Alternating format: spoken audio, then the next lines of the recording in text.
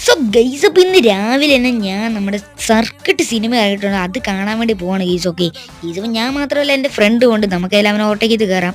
Okay guys, അപ്പോൾ ഞാൻ അങ്ങനെ നമ്മുടെ തിയേറ്ററിലും കാണാൻ എത്തിയിട്ടുണ്ട്. നമുക്കായാലും പോയി ടിക്കറ്റും കാര്യങ്ങളൊക്കെ എടുക്കും ഗൈസ്. ഓക്കെ ഗൈസ്, അപ്പോൾ ഞാൻ നമ്മുടെ സിനിമയും കാര്യങ്ങളൊക്കെ കണ്ട് ഇറങ്ങിയിട്ടുണ്ട് ഗൈസ്. നല്ല കിഡിലെ സിനിമയും കാര്യങ്ങളൊക്കെയാണ്. അവൻ തുടരും കണ്ടില്ലെന്നും പറഞ്ഞ് തുടരും കാണാൻ വേണ്ടി പോയിട്ടുണ്ട് ഗൈസ്. അപ്പോൾ നമുക്കല്ല വീട്ടിലോട്ട് പോവാം.